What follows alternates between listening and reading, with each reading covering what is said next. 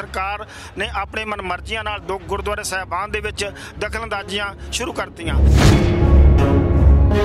जिवें उस समय अंग्रेज सरकार दखलअंदाजी करती सी, मन्निया जाता है कि हुण वालियां सरकारां भी दखलअंदाजी करदियां ने।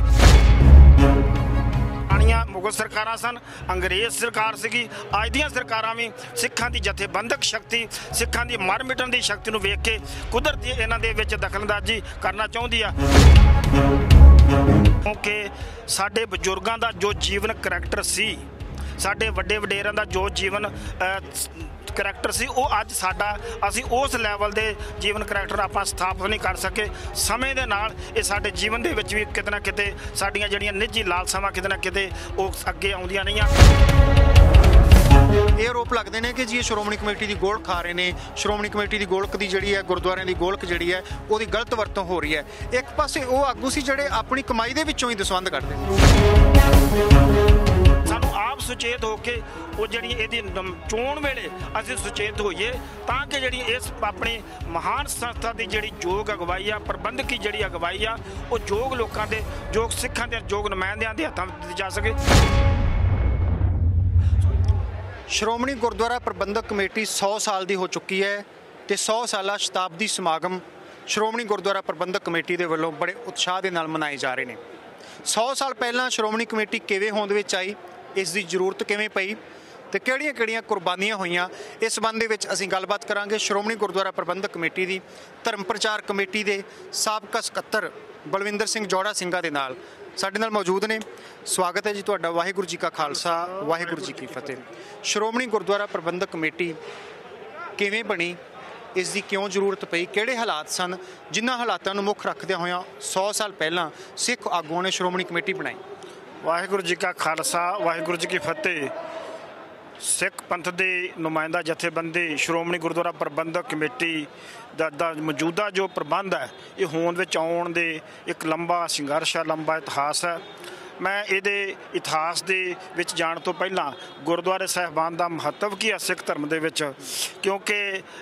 गुरुद्वारा साहिब होंद विच किवें आउंदा थोड़ा जिहा पिछोकड़ दे के मैं अगे श्रोमणी गुरुद्वारा प्रबंधक कमेटी दे जिहड़ी मौजूदा संघर्ष के इतिहास बारे तुहाडे नाल जानकारी साझी करांगा। श्रोमणी भाई गुरदास जी अपने वारां दे विच कथन करदे ने कि जिथे बाबा पैर धरे पूजा आसन थापण सोआ। सो गुरु नानक पातशाह जी ने नानक निर्मल पंथ की जी नींह रखी। सो गुरु नानक पातशाह जी तो बाद 10 गुरु साहिबान ने सिख धर्म की जी मुकम्मलता की। उपरंत गुरु ग्रंथ साहिब जी के हाजरी में जोड़ा साडा अज के मौजूदा समय साडी योग अगवाई कर रहे हैं। सो जिथे जिथे भी गुरु नानक साहब दूसरे गुरु साहिबान अपने चरण छो प्राप्त उन्होंने गए या उन्होंने प्राप्त किए, वो थावां गुरुद्वारा साहिबान बन गया। गुरु साहिबान के समय के गुरुद्वारा साहिबान का जोड़ा पूजन योग स्थान से जिन्होंने कि घर घर अंदर धर्मशाल होवे कीर्तन सदा वसोआ के भाई गुरदास जी कि जिथे जिथे भी भाई गुरदास जी के अनुसार गुरु नानक साहब गए वो घर घर धर्मशाल बन जाती है। वो धर्मशाल गुरु नानक साहब के जोड़े प्रबंधकी स्थान से गुरु साहिबान के समय गुरु साहिबान अपने सिखां के कोलों संगतां के मुखियां के कोलों किसी वे मसंदां के मंजीदारां के कोलों इहदा जिहड़ा प्रबंध योग सीगा जां संगतां के मुखिया के प्रबंध करते रहे। महाराजा रणजीत सिंह बंदा सिंह बहादुर तो बाद ये जिहड़ा गुरुद्वारा का जिहड़ा प्रबंध सीगा ये क्योंकि उस वक्त संघर्ष का पीरियड आ गया। सो ये जिहड़ा प्रबंध सीगा उस वक्त निर्मले साधु संतां दे नाल उदासी साधु संतां दे कोल ये प्रबंध जिहड़ा जो आ गया। इस दौरान बहुत समा जिहड़ा सीगा ये प्रबंध वधिया चलदा रहा। महाराजा रणजीत सिंह ने जदों बादशाह बनिया पंथ का पंजाब का और उन्हें बहुत सारिया जायदादां जिहड़ियां सी गुरुद्वारे साहिबान के नाम लवाइयां और जदों जायदादां गुरुद्वारे साहिबान के नाल लगियां तिवें तिवें ही वो जिहड़ी महंत सीगे जां उदासी संत सीगे वो मामले करके उन्होंने पैसा ते आमदनी वध गई, उन्होंने करके उन्होंने जीवन के जिहड़ा नगार आना शुरू हो गया। सो हालात इत्थों तक हो गई कि बहुत सारे जिहड़ियां संतां महंतां दी जिन्हां दे गुरुद्वारे प्रबंध वो कर रहे थे उन्होंने जीवन आचरण के भी जिहड़ियां उचारा उन्होंने दे विच भी गिरावट आनी शुरू हो गई। जिहदे विच एक महंत ननकाना साहब के महंत के इतिहास भी साडे सामने आउंदी कि उत्थे लड़कियां नाल छेड़खानी हो रही है, होर गुरु के बाग के महंत की गल सामने आउंदी आ। सो ये सीगा इहदा मुढ़ला पिछोकड़। कहंदे जिहड़े महंत सीगे ये अंग्रेज़ां दे भी हत्थ ठोके बने हुए सी। अंग्रेज़ सरकार दे वल्लों छह सी इन्हां नूं पूरी। अंग्रेज़ सरकार ये चाहुंदी सी कि महंत जिहड़े आ वो सिੱਖੀ ਦੇ ਵਿੱਚ इसे तरह पाड़ पाउंदे रहण, सिੱਖੀ ਦਾ प्रचार ना होवे, सिख जिहड़े आ वो अणखी ना जीवन बतीत कर सकण। ਜਦੋਂ ਪੰਜਾਬ ਦੇ ਵਿੱਚ ਅੰਗਰੇਜ਼ ਦਾ ਰਾਜ ਲਾਗੂ ਹੁੰਦਾ ਤੇ ਉਹਨਾਂ ਦਾ ਸਭ ਤੋਂ ਪਹਿਲਾਂ ਧਿਆਨ, ਕਿਉਂਕਿ ਮਹਾਰਾਜਾ ਰਣਜੀਤ ਸਿੰਘ ਜੀ ਦੇ ਮੌਤ ਤੋਂ ਬਾਅਦ ਕਿਉਂਕਿ ਉਹਨਾਂ ਦੇ ਗੁਰਦੁਆਰੇ ਸਾਹਿਬ ਜਾਇਦਾਦਾਂ ਬਹੁਤ ਲੱਗੀਆਂ ਸੀਗੀਆਂ ਤੇ ਅੰਗਰੇਜ਼ ਸਰਕਾਰ ਦਾ ਧਿਆਨ ਵੀ ਗੁਰਦੁਆਰਾ ਸਾਹਿਬਾਨਾਂ ਦੇ ਨਾਲ ਸੰਬੰਧਿਤ ਹੁੰਦਾ। ਸੋ ਇਹ ਅੰਗਰੇਜ਼ਾਂ ਨੇ ਆਪਣੇ ਜਿਹੜੇ ਪਿੱਠੂ ਮਹੰਤ ਸੀਗੇ ਜਾਂ ਜਿਹੜੇ ਆਲਰੇਡੀ ਸੇਵਾ ਸੰਭਾਲ ਕਰ ਰਹੇ ਸੀਗੇ ਜਾਂ ਤੇ ਉਹਨਾਂ ਨੂੰ ਆਪਣੇ ਦੇ ਅਧੀਨ ਕਰ ਲਿਆ ਜਾਂ ਉਹਨਾਂ ਦੇ ਪ੍ਰਭਾਵ ਕਰਕੇ ਕਿਸੇ ਨਾ ਕਿਸੇ ਤਰ੍ਹਾਂ ਪ੍ਰਭਾਵ ਕਰਕੇ ਉਹਨਾਂ ਨੂੰ ਆਪਣੇ ਨਾਲ ਨੇੜੇ ਲੈਣ ਦਾ, ਜਿਸ ਕਰਕੇ ਉਹਨਾਂ ਨੇ ਅੰਗਰੇਜ਼ ਸਰਕਾਰ ਨੇ ਆਪਣੇ ਮਨਮਰਜ਼ੀਆਂ ਨਾਲ ਗੁਰਦੁਆਰੇ ਸਾਹਿਬਾਨ ਦੇ ਵਿੱਚ ਦਖਲਅੰਦਾਜ਼ੀਆਂ ਸ਼ੁਰੂ ਕਰਤੀਆਂ। ਸੋ ਇਹ ਜਿਹੜੀ ਮੈਂ ਤੁਹਾਨੂੰ ਇੱਕ ਨਿੱਕੀ ਜਿਹੀ ਉਦਾਹਰਨ ਦੇ ਕੇ ਅੰਗਰੇਜ਼ ਸਰਕਾਰ ਕਿਵੇਂ ਇਹਦੇ ਗੁਰਦੁਆਰਾ ਸਾਹਿਬਾਨ ਦੇ ਪ੍ਰਬੰਧ ਦੇ ਵਿੱਚ ਦਖਲਅੰਦਾਜ਼ੀ ਸ਼ੁਰੂ ਕਰਦੀ ਆ। 1912 ਦੇ ਵਿੱਚ ਦਿੱਲੀ ਦੇ ਵਿੱਚ ਇੱਕ ਲਾਟ ਦਾ ਕੋਠੀ ਬਣਾਉਣੀ ਸੀਗੀ ਤੇ ਉਹਦੇ ਵਿੱਚ ਗੁਰਦੁਆਰਾ ਰਕਾਬਗੰਜ ਦੀ ਇੱਕ ਕੰਧ ਢਾਉਣ ਦਾ ਜਿਹੜਾ ਮਤਾ ਕਰ ਲਿਆ ਗਿਆ। ਉਹ 1914 ਦੇ ਵਿੱਚ ਗੁਰਦੁਆਰਾ ਰਕਾਬਗੰਜ ਦੀ ਜਿਹੜੀ ਕੰਧ ਸੀਗੀ ਢਾਹ ਕੇ ਉਹ ਕੋਠੀ 'ਚ ਮਿਲਾਉਣ ਦਾ ਜਿਹੜਾ ਉਹਨੂੰ ਕੋਠੀ ਬਣਾਉਣ ਦਾ ਜਿਹੜਾ ਯਤਨ ਕੀਤਾ ਗਿਆ। ਉਦੋਂ ਤੋਂ ਹੀ ਸਿੱਖਾਂ ਦੇ ਵਿੱਚ ਜਿਹੜੀ ਚੇਤਨਾ ਯਕਦਮ ਲਹਿਰ ਜਿਹੜਾ ਪੈਦਾ ਹੋ ਗਈ ਤੇ ਅੰਗਰੇਜ਼ਾਂ ਦਾ ਜਿਹੜਾ ਵਿਰੋਧ ਸ਼ੁਰੂ ਹੋ ਗਿਆ। ਜਦੋਂ ਬਹੁਤ ਵੱਡਾ ਵਿਰੋਧ ਗੁਰਦੁਆਰਾ ਰਕਾਬਗੰਜ ਦੀ ਕੰਧ ਨੂੰ ਲੈ ਕੇ ਹੋਇਆ, ਉਦੋਂ ਅੰਗਰੇਜ਼ ਸੀਗੇ ਹੋਰ ਚੇਤਨ ਹੋ ਗਏ ਤਾਂ ਕਿ ਉਹਨਾਂ ਨੇ ਹੋਰ ਵਧੇਰੇ ਜਿਹੜੇ ਸਿੱਖ ਪ੍ਰਬੰਧ ਦੇ ਵਿੱਚ ਦਖਲਅੰਦਾਜ਼ੀ ਜਿਹੜੀ ਸ਼ੁਰੂ ਕਰ ਦਿੱਤੀ ਸੀਗੀ। ਹੁਣ ਮੰਨਿਆ ਜਾ ਰਿਹਾ ਹੈ ਕਿ ਜਿਵੇਂ ਉਸ ਸਮੇਂ ਅੰਗਰੇਜ਼ ਸਰਕਾਰ ਦਖਲਅੰਦਾਜ਼ੀ ਕਰਦੀ ਸੀ ਸਿੱਖਾਂ ਦੇ ਗੁਰਧਾਮਾਂ ਦੇ ਵਿੱਚ, ਉਸ ਸਮੇਂ ਮਹੰਤ ਆਗੂ ਬਣੇ ਹੋਏ ਸੀਗੇ, ਉਹ ਪ੍ਰਾਪਰਟੀਆਂ 'ਤੇ ਕਬਜ਼ਾ ਕਰੀ ਬੈਠੇ ਸੀਗੇ ਤੇ ਗੁਰਦੁਆਰੇ ਦੀ ਪ੍ਰਾਪਰਟੀ ਨੂੰ ਉਹ ਆਪਣੀ ਪ੍ਰਾਪਰਟੀ ਸਮਝਦੇ ਸੀਗੇ। ਜਿਵੇਂ ਉਸ ਸਮੇਂ ਅੰਗਰੇਜ਼ ਸਰਕਾਰ ਦਖਲਅੰਦਾਜ਼ੀ ਕਰਦੀ ਸੀ, ਮੰਨਿਆ ਜਾਂਦਾ ਕਿ ਹੁਣ ਵਾਲੀਆਂ ਸਰਕਾਰਾਂ ਵੀ ਦਖਲਅੰਦਾਜ਼ੀ ਕਰਦੀਆਂ ਨੇ ਸ਼੍ਰੋਮਣੀ ਕਮੇਟੀ ਦੇ ਵਿੱਚ। ਕੀ ਸੱਚਾਈ ਹੈ? ਦੇਖੋ, ਕਿਉਂਕਿ ਸਿੱਖ ਧਰਮ ਦੁਨੀਆ ਦੀ ਇੱਕ ਵਿਲੱਖਣ ਅਤੇ ਬਹੁਤ ਜਿਹੜੀ ਆ ਵਧੀਆ ਕੌਮ ਹੈ, ਜਿਹੜੀ ਕਿ ਸਦਾ ਚੜ੍ਹਦੀ ਕਲਾ ਦੇ ਵਿੱਚ ਰਹਿਣ ਵਾਲੀ, ਕਿਸੇ ਤੋਂ ਡਰਦੀ ਨਹੀਂ, ਭੈਭੀਤ ਨਹੀਂ ਹੁੰਦੀ, ਸਦਾ ਚੜ੍ਹਦੀ ਕਲਾ ਵਿੱਚ ਰਹਿਣ ਵਾਲੀ ਜਿਹੜੀ ਕੌਮ ਹੈ। ਸੋ ਇਸ ਕੌਮ ਦਾ ਜਿਹੜਾ ਸੰਘਰਸ਼ ਹੈ, ਮੈਂ ਜੇ ਦੇਸ਼ ਦੀ ਆਜ਼ਾਦੀ ਦੀ ਜਦੋਂ ਗੱਲ ਕਰਦਾ ਔਰ ਜਦੋਂ ਜੇ ਮੁਗਲਾਂ ਦੇ ਪੀਰੀਅਡ ਦੀ ਗੱਲ ਕਰਦਾ ਤੇ ਸਭ ਤੋਂ ਵੱਧ ਸ਼ਹਾਦਤਾਂ ਜਿਹੜੀਆਂ ਮੁਗਲਾਂ ਦੇ ਸਮੇਂ ਸਿੱਖ ਗੁਰੂ ਸਾਹਿਬਾਨਾਂ ਨੇ ਦਿੱਤੀਆਂ, ਉਪਰੰਤ ਸਿੱਖ ਯੋਧਿਆਂ ਨੇ, ਸਿੱਖ ਸੂਰਬੀਰਾਂ ਨੇ ਸ਼ਹਾਦਤਾਂ ਦਿੱਤੀਆਂ। ਸੋ ਇਹ ਸਿੱਖਾਂ ਦੇ ਇਤਿਹਾਸ ਦੇ ਵਿੱਚ ਜਦੋਂ ਪਿਛਲਾਂ ਦਾ ਪੀਰੀਅਡ ਆਉਂਦਾ ਜਾਂ ਜਿਹੜੀ ਪਿੱਛੋਂ ਦੇ ਜਿੰਨੇ ਵੀ ਇਤਿਹਾਸ ਨੂੰ ਵੇਖਦੇ ਆ ਤੇ ਸਿੱਖਾਂ ਦੀਆਂ ਜਿਹੜੀਆਂ ਕੁਰਬਾਨੀਆਂ ਉਹ ਆਪਣੇ ਆਪ ਹੀ ਵੱਡਾ ਜਿਹੜਾ ਵਾ ਉਹ ਔਰਾ ਖੜਾ ਕਰ ਦਿੰਦੀਆਂ ਨੇ। ਇਸ ਔਰੇ ਦੇ ਵਿੱਚ ਜਦੋਂ ਹਰੇਕ ਦਾ ਧਿਆਨ ਜਿਹੜਾ ਵਾ, ਭਾਵੇਂ ਪੁਰਾਣੀਆਂ ਮੁਗਲ ਸਰਕਾਰਾਂ ਸਨ, ਅੰਗਰੇਜ਼ ਸਰਕਾਰ ਸੀਗੀ, ਅੱਜ ਦੀਆਂ ਸਰਕਾਰਾਂ ਵੀ ਸਿੱਖਾਂ ਦੀ ਜਥੇਬੰਦਕ ਸ਼ਕਤੀ, ਸਿੱਖਾਂ ਦੀ ਮਰ ਮਿਟਣ ਦੀ ਸ਼ਕਤੀ ਨੂੰ ਵੇਖ ਕੇ ਕੁਦਰਤੀ ਇਹਨਾਂ ਦੇ ਵਿੱਚ ਦਖਲਅੰਦਾਜ਼ੀ ਕਰਨਾ ਚਾਹੁੰਦੀ ਆ। ਇਸੇ ਕਰਕੇ ਹੀ ਜਿਹੜੀਆਂ ਮੌਜੂਦਾ ਸਰਕਾਰਾਂ ਦੇ ਵਿੱਚ ਵੀ ਸ਼੍ਰੋਮਣੀ ਗੁਰਦੁਆਰਾ ਪ੍ਰਬੰਧਕ ਕਮੇਟੀ, ਕਿਉਂਕਿ ਸਿੱਖਾਂ ਦੇ ਚੁਣੀ ਹੋਈ ਨੁਮਾਇੰਦਾ ਜਥੇਬੰਦੀ ਆ ਔਰ ਇਹ ਸਰਕਾਰ ਦਾ ਹਮੇਸ਼ਾ ਯਤਨ ਹੁੰਦਾ ਕਿ ਕਿਸੇ ਢੰਗ ਨਾਲ ਇਹ ਨੁਮਾਇੰਦਾ ਜਿਹੜੀ ਸੰਸਥਾ ਵਾ ਇਹਦੇ ਵਿੱਚ ਇਹਦੀਆਂ ਨਿਗਰਾਨੀ ਕਰਕੇ ਇਹਨਾਂ ਸਿੱਖ ਸ਼ਕਤੀ ਨੂੰ ਜਿਹੜਾ ਉਹ ਗਾਉਣ ਕੀਤਾ ਜਾਵੇ, ਸਿੱਖ ਸ਼ਕਤੀ ਨੂੰ ਘਟਾਇਆ ਜਾਵੇ। ਜਾਂ ਕਿਹੜੇ ਆਗੂ ਸੀ ਜਿਹੜੇ ਉਸ ਸਮੇਂ ਜਿਨ੍ਹਾਂ ਨੇ ਕੋਸ਼ਿਸ਼ਾਂ ਕੀਤੀਆਂ, ਜਿਨ੍ਹਾਂ ਦੀ ਕੋਸ਼ਿਸ਼ ਸਦਕਾ, ਜਿਨ੍ਹਾਂ ਦੀ ਅਣਥੱਕ ਮਿਹਨਤ ਸਦਕਾ ਸ਼੍ਰੋਮਣੀ ਕਮੇਟੀ ਹੋਂਦ ਵਿੱਚ ਆਈ? ਜਦੋਂ ਮੈਂ ਸਿੱਖ ਆਗੂਆਂ ਦੇ ਬਾਰੇ ਗੱਲ ਕਰਦਾ ਤੇ ਇੱਕ ਬਹੁਤ ਵੱਡੀ ਲੰਮੀ ਕਤਾਰ ਹੈ ਸਿੱਖ ਆਗੂਆਂ ਦੀ, ਬਹੁਤ ਵੱਡਾ ਇਤਿਹਾਸ ਹੈ ਸਿੱਖ ਆਗੂਆਂ ਨੇ। ਕਿਉਂਕਿ ਜਿਵੇਂ ਹੀ ਨਨਕਾਣਾ ਸਾਹਿਬ ਦੀ ਜਿਹੜੀ ਸ਼ਹਾਦਤ ਦਾ ਜਿਹੜਾ ਸ਼ੁਰੂ ਹੁੰਦਾ, ਮੁੱਖ ਤੌਰ 'ਤੇ ਜਿਹੜੀਆਂ ਸ਼ੁਰੂਆਤ ਦੇ ਵਿੱਚ ਤਾਂ ਦਰਬਾਰ ਸਾਹਿਬ 'ਚ ਅਕਾਲ ਤਖਤ ਸਾਹਿਬ ਦੇ ਉੱਤੋਂ ਜਦੋਂ ਖਾਲਸਾ ਬਰਾਦਰੀ ਵਾਲੇ ਪਛੜੀਆਂ ਸ਼੍ਰੇਣੀਆਂ ਨੂੰ ਲੈ ਕੇ ਇੱਥੇ ਦੇਗ ਕਰਾਉਣ ਆਉਂਦੇ ਨੇ, ਜਦੋਂ ਦਰਬਾਰ ਸਾਹਿਬ ਦੇ ਮਹੰਤ ਪੁਜਾਰੀ ਉਹ ਦੇਗ ਲੈਣ ਤੋਂ ਇਨਕਾਰ ਕਰਨ ਜਾਂ ਦੇਗ ਨੂੰ ਚੜ੍ਹਨ ਤੋਂ ਇਨਕਾਰ ਕਰਦੇ ਨੇ, ਉਸ ਵਕਤ ਬਾਬਾ ਹਰਕ੍ਰਿਸ਼ਨ ਸਿੰਘ ਜੀ, ਬਾਬਾ ਹਰਕ੍ਰਿਸ਼ਨ ਸਿੰਘ ਜੀ, ਪ੍ਰਿੰਸੀਪਲ ਤੇਜਾ ਸਿੰਘ ਜੀ, ਸਰਦਾਰ ਨਾਰਾਇਣ ਸਿੰਘ ਜੀ ਆਦਿ ਵਰਗੇ ਮੁਖਾਗੀ ਜਿਹੜੀ ਉਸ ਵਕਤ ਪੜ੍ਹੇ ਲਿਖੇ ਪ੍ਰੋਫੈਸਰ ਸੀਗੇ, ਉਹਨਾਂ ਦੀ ਅਗਵਾਈ ਹੇਠ ਜਦੋਂ ਇਹ ਅਕਾਲ ਤਖਤ ਸਾਹਿਬ ਤੇ ਅਰਦਾਸ ਹੁੰਦੀ ਆ ਤੇ ਉਹਨਾਂ ਦਾ ਪਛੜੇ ਸ਼੍ਰੇਣੀ ਦਾ ਪ੍ਰਸ਼ਾਦ ਨਹੀਂ ਹੁੰਦਾ, ਪਰ ਉੱਥੇ ਜਦੋਂ ਤੇਜਾ ਸਿੰਘ ਜੀ ਪੁੱਜਰ ਦੀ ਅਗਵਾਈ ਹੇਠ ਇੱਕ ਵੱਡੀ ਜਿਹੜੀ ਆ ਉਹ ਕਮੇਟੀ ਬੈਠਦੀ ਆ ਜਾਂ ਇੱਕ ਵੱਡਾ ਜਿਹੜੀ ਆ ਸੰਗਤ ਬੈਠਦੀ ਆ, ਇਹ ਜਦੋਂ ਪ੍ਰਸ਼ਾਦ ਨੂੰ ਪ੍ਰਵਾਨ ਕਰਵਾਇਆ ਲਿਆ ਜਾਂਦਾ ਤੇ ਫਿਰ ਜਿਹੜੀ ਪੁਜਾਰੀ ਸੀਗੇ ਉਹ ਅਕਾਲ ਤਖਤ ਸਾਹਿਬ ਦੇ ਦਰਬਾਰ ਸਾਹਿਬ ਦਾ ਪ੍ਰਬੰਧ ਛੱਡ ਕੇ ਭੱਜ ਜਾਂਦੇ ਨੇ। ਸੋ ਜਦੋਂ ਇਹਨਾਂ ਲੇਖਾਂ ਦੀ ਇਹਨਾਂ ਲੇਖ ਜਿਹੜੀਆਂ ਇਸ ਵਕਤ ਦੇ ਸੂਰਬੀਰ ਯੋਧੇ ਆ, ਮੈਂ ਜਿਹਦੇ ਨਾਵਾਂ ਦੇ ਇਕੱਲੇ ਨਾਵਾਂ ਦੇ ਪਿੱਛੇ ਹੀ ਗੱਲ ਕਰਾਂ ਤੇ ਉਹਨਾਂ ਦੇ ਵਿੱਚੋਂ ਸਰਦਾਰ ਤੇਜਾ ਸਿੰਘ ਜੀ ਪੁੱਚਰ, ਸਰਦਾਰ ਕਰਤਾਰ ਸਿੰਘ ਜੀ ਝੱਬਰ, ਸਰਦਾਰ ਪ੍ਰੋਫੈਸਰ ਜੋਤ ਸਿੰਘ ਜੀ ਔਰ ਸਰਦਾਰ ਤੇਜਾ ਸਿੰਘ ਜੀ ਸਮੁੰਦਰੀ, ਕਿਉਂਕਿ ਜੇ ਤੁਸੀਂ ਸਾਹਮਣੇ ਦੇਖ ਰਹੇ ਜੇ ਅੱਜ ਜਿਸ ਕੰਪਲੈਕਸ ਦੇ ਵਿੱਚ ਤੇਜਾ ਸਿੰਘ ਸਮੁੰਦਰੀ। ਬਿਲਕੁਲ, ਮੈਂ ਆਪਣੇ ਕੈਮਰਾਮੈਨ ਨੂੰ ਕਹਾਂਗਾ ਇਹ ਤਸਵੀਰ ਜ਼ਰੂਰ ਦਿਖਾਉਣ। ਅਸੀਂ ਸ਼੍ਰੋਮਣੀ ਗੁਰਦੁਆਰਾ ਪ੍ਰਬੰਧਕ ਕਮੇਟੀ ਦੇ ਦਫ਼ਤਰ ਮੂਹਰੇ ਖੜੇ ਹਾਂ। ਤੇਜਾ ਸਿੰਘ ਸਮੁੰਦਰੀ ਹਾਲ ਇਸ ਦਫ਼ਤਰ ਦਾ ਨਾਮ ਹੈ, ਸ਼੍ਰੋਮਣੀ ਕਮੇਟੀ ਦਾ ਦਫ਼ਤਰ ਹੈ। ਨਾਲ ਅਸੀਂ ਜੋੜਾ ਸਿੰਘਾ ਜੀ ਤੋਂ ਇਸ ਦਾ ਇਤਿਹਾਸ ਜਾਣਾਂਗੇ ਕਿ ਤੇਜਾ ਸਿੰਘ ਸਮੁੰਦਰੀ ਕੌਣ ਸਨ ਜਿਨ੍ਹਾਂ ਦੇ ਨਾਮ ਤੇ ਇਹ ਜਿਹੜਾ ਹਾਲ ਬਣਿਆ ਹੋਇਆ। ਸਰਦਾਰ ਤੇਜਾ ਸਿੰਘ ਜੀ ਸਮੁੰਦਰੀ ਬਾਰੇ ਮੈਂ ਜਦੋਂ ਗੱਲ ਕਰਦਾ ਸ਼੍ਰੋਮਣੀ ਗੁਰਦੁਆਰਾ ਪ੍ਰਬੰਧਕ ਕਮੇਟੀ ਨੂੰ ਹੋਂਦ ਵਿੱਚ ਲਿਆਉਣ ਦੇ ਲਈ ਜਿੰਨਾ ਯੋਗਦਾਨ ਬਾਬਾ ਖੜਕ ਸਿੰਘ ਜੀ, ਬੇਤਾਜ ਬਾਦਸ਼ਾਹ ਬਾਬਾ ਖੜਕ ਸਿੰਘ ਜੀ, ਤੇਜਾ ਸਿੰਘ ਸਮੁੰਦਰੀ ਔਰ ਤੇਜਾ ਸਿੰਘ ਜੀ ਕਰਤਾਰ ਸਿੰਘ ਜੀ ਚੱਬਰ ਔਰ ਤੇਜਾ ਸਿੰਘ ਜੀ ਪੁੱਚਰ ਦਾ, ਇਹ ਮੁਖੀ ਆਗੂਆਂ ਨੇ ਲਗਾਤਾਰ ਸੰਘਰਸ਼ ਕਰਦਿਆਂ ਹੋਇਆਂ ਇਹ ਜਿਹੜੀ ਇਹ ਸੰਸਥਾ ਹੋਂਦ ਵਿੱਚ ਆਈ ਆ। ਤੇਜਾ ਸਿੰਘ ਸਮੁੰਦਰੀ ਦੀ ਵਿਲੱਖਣ ਦੀ ਇਹਨਾਂ ਦੀ ਇਤਿਹਾਸ ਦੀ ਇੱਕ ਵਿਲੱਖਣ ਗਾਥਾ ਇਹ ਆ ਕਿ ਜਦੋਂ 1925 ਦੇ ਵਿੱਚ ਸ਼੍ਰੋਮਣੀ ਗੁਰਦੁਆਰਾ ਪ੍ਰਬੰਧਕ ਕਮੇਟੀ ਅੰਗਰੇਜ਼ ਸਰਕਾਰ ਦੁਆਰਾ ਇਹ ਹੋਂਦ ਵਿੱਚ ਐਕਟ ਦੇ ਵਿੱਚ ਬਣਦੀ ਆ, ਉਸ ਵਕਤ ਤੇਜਾ ਸਿੰਘ ਸਮੁੰਦਰੀ ਲਾਹੌਰ ਦੀ ਜੇਲ੍ਹ ਵਿੱਚ ਸਨ। ਉਹਨਾਂ ਨੂੰ ਵੀ ਰਿਹਾ ਕਰਨ ਦੇ ਲਈ ਹੁਕਮ ਅੰਗਰੇਜ਼ ਸਰਕਾਰ ਨੇ ਦਿੱਤਾ ਸੀਗਾ, ਪਰ ਤੇਜਾ ਸਿੰਘ ਸਮੁੰਦਰੀ ਇੱਕ ਜਗੀਰਦਾਰ ਅਮੀਰ ਪਰਿਵਾਰ ਦੇ ਸਰਹਾਲੀ ਦੇ ਰਹਿਣ ਵਾਲੇ ਸਨ, ਜਿਨ੍ਹਾਂ ਨੇ ਇਹ ਮੰਗ ਠੁਕਰਾ ਦਿੱਤੀ ਸੀ ਕਿ ਜਿੰਨਾ ਚਿਰ ਸਮੂਹ ਕੈਦੀ ਸਿੱਖ ਕੈਦੀ ਜਿਹੜੇ ਸੀਗੇ ਉਹ ਇੱਥੋਂ ਜੇਲ੍ਹਾਂ ਵਿੱਚੋਂ ਰਿਹਾ ਨਹੀਂ ਕੀਤਾ ਜਾਂਦੇ, ਉਹਨਾਂ ਚਿਰ ਜਿਹੜੀ ਉਹ ਲਾਹੌਰ ਜੇਲ੍ਹ ਤੋਂ ਬਾਹਰ ਨਹੀਂ ਨਿਕਲਣਗੇ। ਸੋ ਉਹਨਾਂ ਨੂੰ ਅਜੇ ਇਸ ਸੰਬੰਧ ਵਿੱਚ ਗੱਲਾਂ ਬਾਤਾਂ ਚੱਲ ਰਹੀਆਂ ਸਨ ਕਿ ਤੇਜਾ ਸਿੰਘ ਸਮੁੰਦਰੀ ਦਾ ਜਿਹੜਾ ਲਾਹੌਰ ਦੇ ਵਿੱਚ ਉਹਨਾਂ ਦਾ ਜੇਲ੍ਹ ਦੇ ਵਿੱਚ ਹੀ ਉਹ ਦੇਹਾਂਤ ਹੋ ਜਾਂਦਾ, ਅਕਾਲ ਚਲਾਣਾ ਕਰ ਜਾਂਦੇ ਆ। ਸੋ ਇਹ ਸੂਰਬੀਰ ਯੋਧਾ ਜਿਹਨੂੰ ਯਾਦ ਨੂੰ ਸ਼੍ਰੋਮਣੀ ਗੁਰਦੁਆਰਾ ਪ੍ਰਬੰਧਕ ਕਮੇਟੀ ਨੇ ਸਦਾ ਵਾਸਤੇ ਸਦੀਮ ਯਾਦਗਾਰ ਬਣਾਉਣ ਦੇ ਲਈ ਉਸ ਵਕਤ ਦੇ ਪੁਰਾਣੇ ਸਾਡੇ ਬਜ਼ੁਰਗਾਂ ਨੇ, ਪ੍ਰਬੰਧਕਾਂ ਨੇ ਉਹਨਾਂ ਦੀ ਯਾਦ ਨੂੰ ਸਦੀਵੀ ਬਣਾਉਣ ਦੇ ਲਈ ਇਹ ਤੇਜਾ ਸਿੰਘ ਸਮੁੰਦਰੀ ਹਾਲ ਦਾ ਜਿਹੜੀ ਆ ਉਹ ਤਿਆਰ ਕੀਤਾ। ਇਹਦੇ ਵਿੱਚ ਸ਼੍ਰੋਮਣੀ ਗੁਰਦੁਆਰਾ ਪ੍ਰਬੰਧਕ ਕਮੇਟੀ ਦੀਆਂ ਜਿੰਨੀਆਂ ਮਹੱਤਵਪੂਰਨ ਮੀਟਿੰਗਾਂ, ਜਿਹਨੇ ਜਨਰਲ ਜਲਾਸ, ਬਜਟ ਜਲਾਸ ਔਰ ਹੋਰ ਮਹੱਤਵਪੂਰਨ ਮੀਟਿੰਗਾਂ ਜਿਹੜੀਆਂ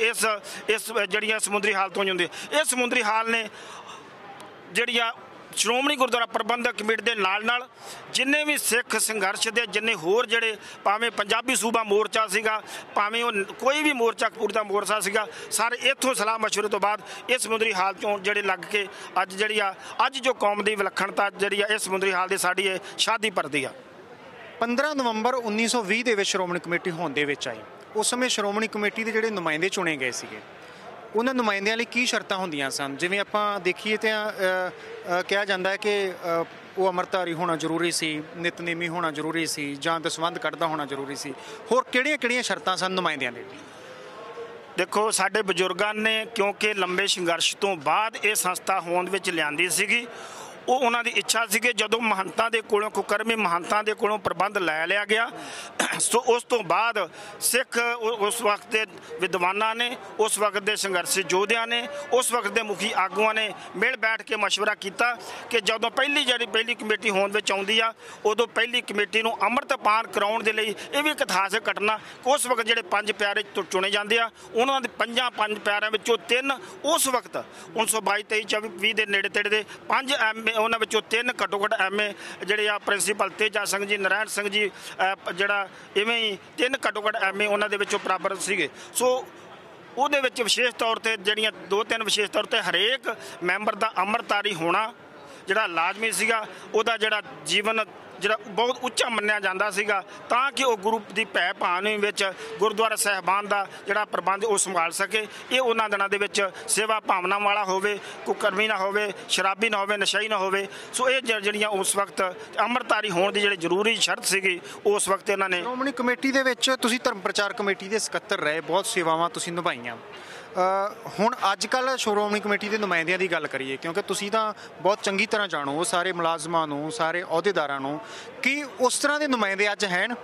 ਜਿਹੋ ਜਿਹੇ ਨੁਮਾਇੰਦਿਆਂ ਦੀ ਆਪਾਂ ਗੱਲ ਕਰ ਰਹੇ ਹਾਂ ਕਿ ਉਹ ਅੰਮ੍ਰਿਤਧਾਰੀ ਸੀ ਜਾਂ ਦਸਵੰਧ ਕੱਢਦੇ ਸੀ? ਅੱਜ ਦੇ ਨੁਮਾਇੰਦਿਆਂ ਦੇ ਵਿੱਚ, ਅੱਜ ਦੇ ਮੁਲਾਜ਼ਮਾਂ ਦੇ ਵਿੱਚ ਤੇ ਉਸ ਸਮੇਂ ਦੇ ਸਿੱਖ ਆਗੂਆਂ ਦੇ ਜੀਵਨ ਦੇ ਵਿੱਚ ਕਿੰਨਾ ਕੁ ਅੰਤਰ ਹੈ? ਦੇਖੋ, ਇਹਦੇ ਤੋਂ ਸਾਨੂੰ ਮੈਂ ਇਨਕਾਰ ਨਹੀਂ ਕਰ ਸਕਦਾ, ਕਿਉਂਕਿ ਸਾਡੇ ਬਜ਼ੁਰਗਾਂ ਦਾ ਜੋ ਜੀਵਨ ਕਰੈਕਟਰ ਸੀ,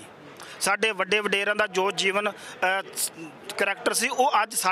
ਅਸੀਂ ਉਸ ਲੈਵਲ ਦੇ ਜੀਵਨ ਕਰੈਕਟਰ ਆਪਾਂ ਸਥਾਪਿਤ ਨਹੀਂ ਕਰ ਸਕੇ। ਸਮੇਂ ਦੇ ਨਾਲ ਇਹ ਸਾਡੇ ਜੀਵਨ ਦੇ ਵਿੱਚ ਵੀ ਕਿਤੇ ਨਾ ਕਿਤੇ ਸਾਡੀਆਂ ਜਿਹੜੀਆਂ ਨਿੱਜੀ ਲਾਲਸਾਵਾਂ ਕਿਤੇ ਨਾ ਕਿਤੇ ਉਹ ਅੱਗੇ ਆਉਂਦੀਆਂ ਰਹੀਆਂ। ਸੋ ਜਦੋਂ ਅੱਜ ਦੇ ਸ਼੍ਰੋਮਣੀ ਗੁਰਦੁਆਰਾ ਪ੍ਰਬੰਧਕ ਕਮੇਟੀ ਦਾ, ਕਿਉਂਕਿ ਇੱਕ ਸਿਲੈਕਸ਼ਨ ਦੀ ਨਹੀਂ, ਇਲੈਕਸ਼ਨ ਸਿਸਟਮ ਦੇ ਵਿੱਚ ਆ, ਇੱਕ ਪਾਰਟੀ ਰਾਜ ਦੇ ਵਿੱਚ ਇਹ ਜਿਹੜੀਆਂ ਇਹਦੀ ਸਿਲੈਕਸ਼ਨ ਕੀਤੀ ਜਾਂਦੀ ਆ,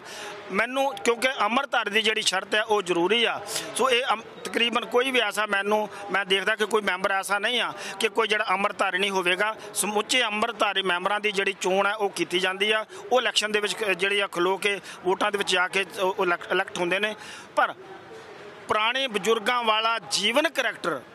ਉਹ ਅੱਜ ਜਿਹੜੀ ਸਾਨੂੰ ਜਿਹੜੀ ਮੈਂ ਮਹਿਸੂਸ ਕਰਦਾ, ਮੈਂ ਕਿ ਇਹ ਨਹੀਂ ਕਹਿੰਦਾ ਦੋਸ਼ ਨਹੀਂ ਆ, ਪਰ ਸਾਨੂੰ ਉਹਨਾਂ ਵਰਗਾ ਕਰੈਕਟਰ ਜਿਹੜਾ ਵਾ ਉਹ ਜ਼ਰੂਰ ਬਿਲਡ ਕਰਨ ਦੀ ਲੋੜ ਆ। ਅੱਜ ਦੇ ਜੋ ਸਮੇਂ ਦੇ ਜਿਨ੍ਹਾਂ ਪ੍ਰਬੰਧਕਾਂ ਨੇ ਇਹ ਪ੍ਰਬੰਧ ਸੰਭਾਲਣਾ ਜਾਂ ਜਿਹੜੇ ਸੰਭਾਲ ਰਹੇ ਨੇ, ਉਸ ਵਕਤ ਪੁਰਾਣੇ ਬਜ਼ੁਰਗਾਂ ਦੇ ਜੀਵਨ ਤੋਂ ਸਿੱਧਾ ਲਾ ਕੇ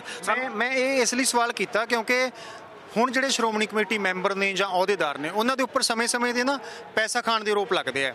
ਇਹ ਆਰੋਪ ਲੱਗਦੇ ਨੇ ਕਿ ਜੀ ਇਹ ਸ਼੍ਰੋਮਣੀ ਕਮੇਟੀ ਦੀ ਗੋਲਕ ਖਾ ਰਹੇ ਨੇ, ਸ਼੍ਰੋਮਣੀ ਕਮੇਟੀ ਦੀ ਗੋਲਕ ਦੀ ਜਿਹੜੀ ਹੈ, ਗੁਰਦੁਆਰਿਆਂ ਦੀ ਗੋਲਕ ਜਿਹੜੀ ਹੈ, ਉਹਦੀ ਗਲਤ ਵਰਤੋਂ ਹੋ ਰਹੀ ਹੈ। ਇੱਕ ਪਾਸੇ ਉਹ ਆਗੂ ਸੀ ਜਿਹੜੇ ਆਪਣੀ ਕਮਾਈ ਦੇ ਵਿੱਚੋਂ ਹੀ ਦਸਵੰਧ ਕੱਢਦੇ ਸੀ। ਨਹੀਂ, ਦੇਖੋ ਇਹ ਜਿਹੜਾ ਰੋਪ ਪ੍ਰਤੀ ਰੋਪ ਆ, ਮੈਂ ਇਸ ਚੀਜ਼ ਨਾਲ ਬਹੁਤਾ ਸਹਿਮਤ ਨਹੀਂ, ਕਿਉਂਕਿ ਮੈਂ ਪ੍ਰਬੰਧ ਨਾਲ ਲਗਾਤਾਰ ਇਹਦੇ ਨਾਲ ਜੁੜਿਆ ਰਿਹਾ ਵਾਂ।